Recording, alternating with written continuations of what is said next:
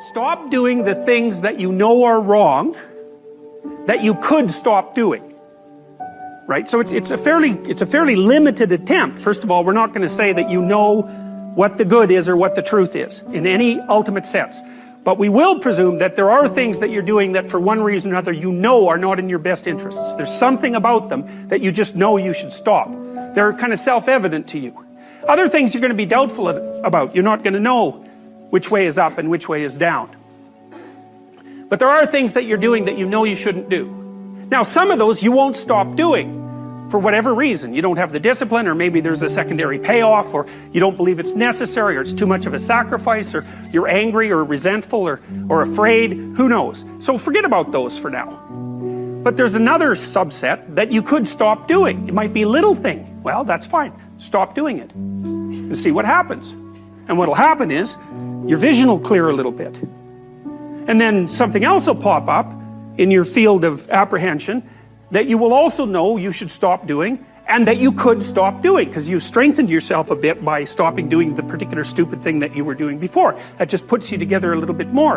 And you could do that repeatedly for an indefinite period of time. And you know, that doesn't necessarily mean that you're going to ever be able to formulate a clear and final picture of what constitutes the truth and the good. But it does mean that you'll be able to continually move away from what's untruth and what's bad.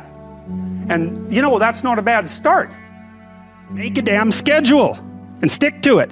Okay, so what's the rule with the schedule? It's not a bloody prison. That's the first thing that people do wrong. They say, well, I don't like to follow a schedule.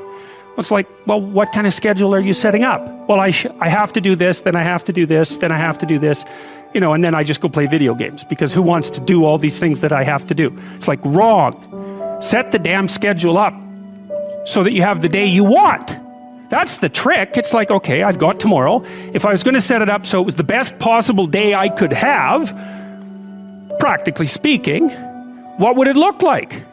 Well, then you schedule that, and obviously there's a bit of responsibility that's going to go along with that, because if you have any sense, one of the things that you're going to insist upon is that at the end of the day, you're not in worse shape than you were than at the beginning of the day, right? Because that's a stupid day. If you have a bunch of those in a row, you just dig, you know, you dig yourself a hole and then you bury yourself in it. It's like, sorry, that's just not a good strategy. It's a bad strategy. So maybe 20% of your day has to be responsibility and obligation, or maybe it's more than that, depending on how far behind you are. But even that, you can ask yourself, okay, well, I've got these responsibilities. I have to schedule the damn things in. What's the right ratio of responsibility to reward? And you can ask yourself that, just like you'd negotiate with someone who is working for you. You don't have to necessarily have done anything wrong for things to get completely out of control. It's a terrifying doctrine, but it's not a hopeless doctrine, because it still says that there's a way forward, there's a pathway forward, and the pathway forward is to adopt a mode of being that has some nobility, so that you can tolerate yourself and perhaps even have some respect for yourself as someone who's capable of standing up in the face of that terrible vulnerability and suffering, and that the pathway forward, as far as the existentialists are concerned, is by, well, certainly by the avoidance of deceit, particularly in language, but also by the adoption of responsibility for the conditions of existence and some attempt on your part to actually rectify them. And the thing that's so interesting about that is, well, two, as far as I'm concerned, and some of this is from clinical experience, you know, if you take people, and I've told you this, and you expose them voluntarily to things that they are avoiding and are afraid of, you know, that they know they need to overcome in order to meet their goals, their self-defined goals. If you can teach people to stand up in the face of the things they're afraid of, they get stronger. And you don't know what the upper limits to that are, because you might ask yourself, like, if for 10 years, if you didn't avoid doing what you knew you needed to do, by your own definitions, right, within the value structure that you've created, to the degree that you've done that, what would you be like? Well, you know, there are remarkable people who come into the world from time to time, and there are people who do find out over decades-long periods what they could be like if they were who they were, if they spoke their being forward. And they get stronger and stronger and stronger, and we don't know the limits to that. We do not know the limits to that. And so you could say, well, in part, perhaps the reason that you're suffering unbearably can be left at your feet, because you're not everything you could be, and you know it. And of course, that's a terrible thing to admit, and it's a terrible thing to consider, but there's real promise in it, right? Because it means that perhaps there's another way that you could look at the world, and another way that you could act in the world. So what it would reflect back to you would be much better than what it reflects back to you now. My experience is with people that we're probably running at about 51% of our capacity. I mean, you can think about this yourselves. I often ask undergraduates how many hours a day you waste, or how many hours a week you waste. And the classic answer is something like 4 to 6 hours a day. You know, inefficient studying, watching things on YouTube that not only do you not want to watch, that you don't even care about, that make you feel horrible about watching after you're done. That's probably 4 hours right there. You know, you think, well, that's 25 hours a week, it's 100 hours a month, that's 2.5 full work weeks, it's half a year of work weeks per year. And if your time is worth $20 an hour, which is a radical underestimate, it's probably more like 50 if you think about it in terms of deferred wages. If you're wasting 20 hours a week, you're wasting $50,000 a year. And you are doing that right now. And it's because you're young, wasting $50,000 a year is a way bigger catastrophe than it would be for me to waste it, because I'm not going to last nearly as long. And so if your life isn't everything it could be, you could ask yourself, well, what would happen if you just stopped wasting the opportunities that are in front of you? You'd be who knows how much more efficient? 10 times more efficient, 20 times more efficient. That's the Pareto distribution. You have no idea how efficient people get. It's off the charts. Well, and if we all got our act together collectively and stopped making things worse, because that's another thing people do all the time, not only do they not do what they should to make things better, they actively attempt to make things worse because they're spiteful or resentful or arrogant or deceitful or homicidal or genocidal, or all of those things all bundled together in an absolutely pathological package. If people stopped really, really trying just to make things worse, we have no idea how much better they would get just because of that. You can work on micro habits with regards to your conscientiousness, and I think the best micro habits, this is partly to do with this future authoring program processes, I think the best thing you can do with regards to your conscientiousness is to set up some aims for yourself, goals that you actually value. And the future authoring program helps people do that.